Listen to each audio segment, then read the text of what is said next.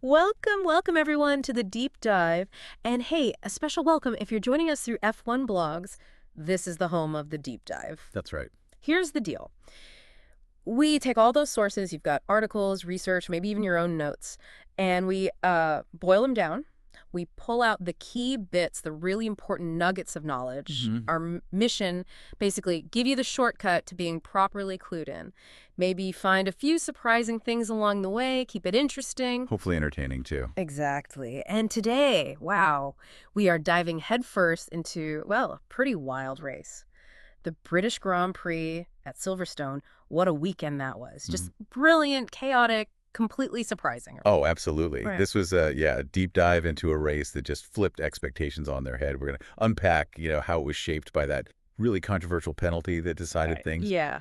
And we celebrated, well, everyone celebrated, that massively popular first-time podium finisher, someone people have really been rooting for. Plus, some incredibly bold strategy calls. Yeah. I mean, real gambles. Some worked out amazingly. Others, not so much.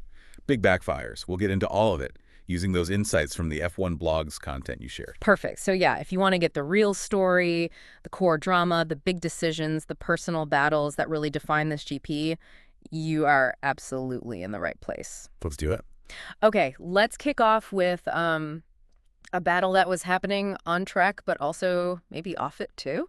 The dynamic inside McLaren. Lando Norris, he's now got back-to-back wins, first time this year. Yeah. That feels like a pretty big momentum shift, wouldn't you say? Especially playing against his teammate, Oscar Piastri. It is, and it's really fascinating how this race turned into a kind of role reversal for them at McLaren. Yeah. Because Oscar Piastri, by a lot of people's reckoning, was actually the faster driver for a lot of the weekend. Especially Saturday, yeah. Especially Saturday, exactly. Arguably made fewer mistakes in quali. But then Sunday, totally different story. That costly mistake he made led to what he felt was a really harsh penalty. Yeah. And it cost him a race. He genuinely, felt in his gut he should have won. You can almost hear he's hurting more than usual from this one. I bet. And he's clearly saying, right, I'm going to use this. Use it as fuel. Which is interesting. It's a sort of a different vibe to Norris, who often beats himself up pretty hard after a miss. Yeah, that should have won. Feeling, that must be so tough, especially for a young guy. High pressure, Norris getting all this momentum. It really just shows how, incredibly tiny the margins are in their title fight this year. Microscopic. Like, neither of them actually nailed Q3, did they? Which, weirdly, let Max Verstappen just sneak in and grab pole. Yeah, open the door just enough. So Piastri, maybe fewer mistakes Saturday, but that one error on Sunday. It was just everything, wasn't it? The difference between winning and, well, not even making the podium. Seconds. It's brutal, the psychology of it. He really is a tiny lap. Totally. And speaking of changing narratives and defying the odds, we absolutely have to talk about Nico Hulkenberg. Oh, yes, Nico, the Hulk. For what feels like forever, right? There was that one stat everyone mentioned. Most starts, no podium. A record nobody wanted. Exactly. But Silverstone, race number 239, he did it, finally. He got rid of that unwanted, unjust record. His team boss, seeing that happen after so long, it was genuinely It really was. And, while some people might bring up, those one chances. Yeah, Brazil 2012, dicing with the McLarens, then that tangle with Hamilton, or Germany 2019, crashing out when a Renault podium looked possible. Right. The really key thing here, the takeaway, is those moments were actually pretty rare. Yeah. Few and far between. Mostly, Hulkenberg's just been this really dependable, solid midfield driver, consistent. And Mr. Reliable. Exactly. And what's really interesting now is with these ground effect cars, the ones that generate so much downforce from the floor and often reward that really precise, stable driving style. Yeah. He actually seems more potent, more adaptable than ever, maybe. Huh. Interesting point. It's just, a testament to sticking with it in a sport that often forgets about those consistent, maybe less flashy performances. And his performance was definitely standout, but it wasn't just him, was it? The Sauber team under Wheatley seemed like they played a blinder, too. Oh, huge role, yeah. Those pit calls seemed absolutely spot on, getting him onto fresh inters earlier than some, then that crucial switch to slicks, but later than others. Nailing the timing. And then Nico's drive. Keeping Lewis Hamilton, in a Ferrari no less, behind him, it was honestly bafflingly good defending. Just masterful. After 16 years, it makes you think, doesn't it? about that fine line between getting the chance and actually grabbing it. It really does. And it makes you wonder how much we sometimes miss, appreciating that steady performance in the middle and how vital perfect strategy is when that chance finally comes. True. But okay, let's shift gears from the triumph to the unexpectedly difficult. Max Verstappen. Yeah. Usually, the rain maestro. Yeah. But at Silverstone, you look, well, pretty powerless, actually. Powerless is the perfect word. It was so weird watching him. He honestly looked more like a rally driver at times, didn't he? Constant slides. Just constant slidey moments, little off-track trips. That stow spin was memorable. It just wasn't like him at all. And the really interesting thing is, it wasn't like he suddenly forgot how to drive in the wet. Mm-hmm. The root cause, it seems pretty clear, was Red Bull taking this massive low-downforce setup gamble. Oh, okay. They went for it after a Friday. Practice was just miserable for them. Verstappen fighting understeer, then oversteer. So this setup was designed purely for straight line speed. Convert that pole position they brilliantly got. Right. Makes sense if it stays dry. Exactly. But then the rain came on Sunday, and suddenly that advantage was useless. Worse than useless, because they just didn't have the downforce you desperately need in low grip. Ouch. Yeah. Red Bull got caught out. The forecast Sunday morning was apparently only like a 20% chance of rain, then dry. So high-risk gamble didn't pay off. Shows even the absolute best can get tripped up by the weather. Yeah, the weather gods weren't playing ball for them. Okay, so Red Bull's issues seemed fairly clear, that setup gamble. But Ferrari, their problems felt deeper, more mysterious this weekend. Yeah, that mystery problem. Charles Leclerc mentioned something bugging them in qualifying, something he said he's seen before this season.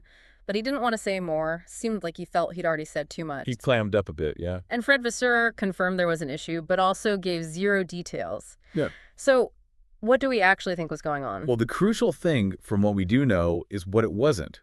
They ruled out car balance, the mechanical side, aero, vehicle dynamics. Okay, so what's left? It points pretty strongly towards the engine, something power unit related. If you compare Leclerc's best Q2 lap to his Q3 laps, he was slower in the first complex and slower at the end of the straights, which could definitely be, compromised energy management, deployment issues, especially when you're pushing the engine for multiple fast laps close together like in quali. And Silverstone demands a lot from the hybrid system, right? High speed, not many big braking zones to recharge. Exactly. It puts unique demands on recharging the ERS. Yeah. So yeah, it fits that theory. Whatever it was specifically, the way they seemed to go backwards during the weekend was really disappointing for them. Yeah. They just weren't quick enough when it mattered in Q3. Mm. And then in the race, the setup, the wing choices, it really hurt them. Ended up being, as one source put it, one of Leclerc's worst GPs in a long time. Ugh. Felt like a massive waste of potential, especially after they looked strong in practice, even got that 1-2 in Q2. And speaking of tough days, Lewis Hamilton and Mercedes, really hard day at the office for them. Hamilton, you could argue, drove better than the results showed, but still couldn't get past Hulkenberg's Sauber.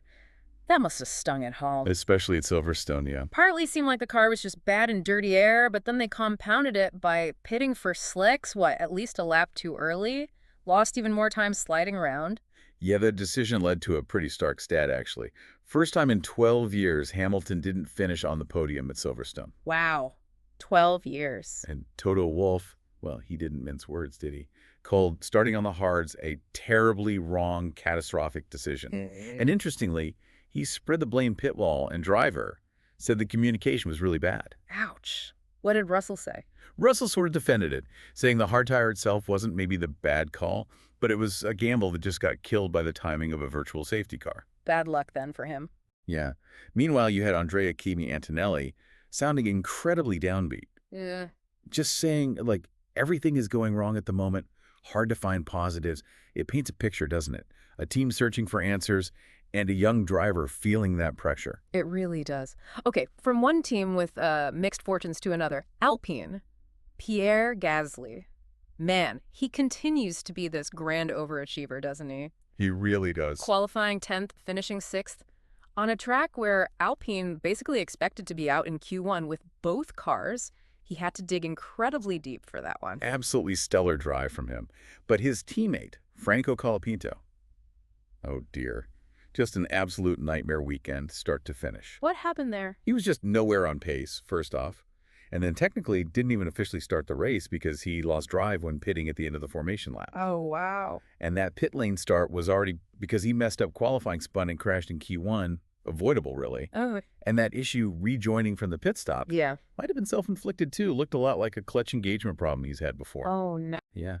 Look, Alpine are trying to manage expectations. He's a mid-season rookie swap. But you can tell their patience is being tested. New sponsor buys him some breathing room, sure, and he needs time, but man, Colapinto really needs a clean weekend. Stop making it harder for himself. It's just tough, that rookie pressure. Yeah, never easy stepping in mid-season, especially to a car that's struggling. Okay, shifting focus again. Haas. Massive disappointment there after the race, right? The collision between Ollie Bearman and Esteban Ocon. Yeah. Yeah, unfortunate, probably avoidable, but that wasn't the real issue for them, was it? No, you've nailed it there. That wasn't the main source of the frustration. The real kicker was the massive wasted opportunity. How so? Haas turned up with a very good upgrade. The car on Sunday was genuinely really quick. But Bearman, he kind of set himself up for failure before the race even started. The crash in practice. Yeah, that silly, unnecessary crash coming into the pits under a red flag in FP3 landed him a 10-place grid penalty. Just threw away track position. Oh dear, not ideal. Not ideal at all. And then, to make it worse, Haas as a team just didn't execute the race well at all. Bearman's gamble on slicks right at the start completely backfired. Ocon stayed out under the first safety car and just plummeted down the order. So, poor strategy calls too. Really poor management of the race. And the really painful bit, remember Nico Hulkenberg started just one place behind Bearman on the grid and ended up P3. Ouch! That really highlights the missed chance, doesn't it? Massively. A proper, what could have been weekend for Haas. Yeah. A real lesson in execution. Definitely stings when the pace is there. Okay, and speaking of hopes getting dashed, Williams had a tough one too. Sounds like their wing choice based on expecting a dry race really bit them when the rain came. Yeah, wrong tool for the job once the conditions change. And then there's Carlos Sainz. A worrying theme is developing for him, it seems. Silverstone really just hammered home what he called the story of my season. It's true. I mean, yes, he outqualified Albon at Silverstone for the first time in 5 races. But honestly, that was more down to Albon having an off day. Generally, Sainz has been the slower Williams driver. Right. And Silverstone getting tangled up when Leclerc spun into him, finishing P12. It just adds to this bizarre, almost unlucky list of reasons for poor results this year. What else has happened? Oh, you had lack of pace and wing damage in Spain, that really bad impeding penalty in Canada, brake fire in Austria. It's just not coming together for him at the moment. Wow, that's quite a run. It is. He's only got 13 points to Albon's 46.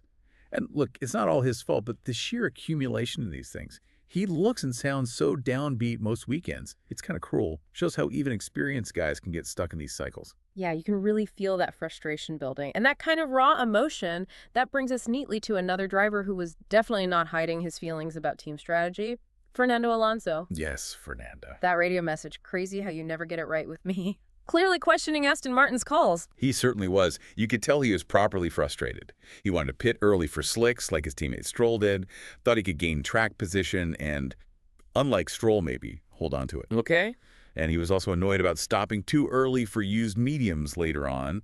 Felt he lost like 25 seconds compared to guys who stayed out. It feels like, you know, a new chapter in his book of grievances. Yeah. Yeah. Another one for the collection. But to be fair, team principal Andy Cowell defended the strategy team, said the calls made sense at the time. Stroll had little to lose gambling. Alonso, leading the charge, had more risk. Understandable caution, maybe? Yeah, but maybe a bit too cautious for someone of Alonso's wit, as one source put it. That conservative approach clearly grated on Fernando. It just highlights that constant push and pull, doesn't it? Driver instinct versus team calculation. Absolutely. So wrapping this all up, what does this actually mean for you, listening in, beyond just the race results? This British Grand Prix, it was just a perfect example of how unpredictable F1 can be. You had those strategic gambles, some paying off big time, others falling flat, unexpected wins like Hulkenberg finally getting back, and those really deep personal struggles for drivers and teams, sometimes hidden from view. What's really fascinating, I think, is just how fine the margins are in Formula 1. Everything's so balanced. Each team, each driver, they face these huge hurdles. And success or failure, it often just boils down to adapting instantly to rules change. Like the rain.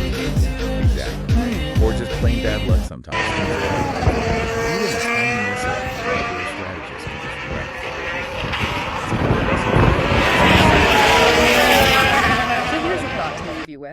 In a sport where even the very best, the top drivers, the top teams, get caught out by stuff they didn't expect, that sudden downpour or some mystery problem with the car, it makes you think, doesn't it?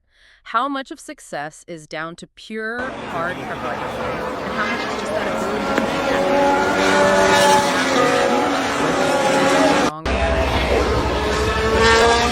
That wraps up our deep dive into British Grand Prix chaos. Unpack all those crucial moments from an unforgettable weekend. Remember to subscribe to F1 Blogs for more deep dives like this. Hope you stay here. Definitely. Subscribe button.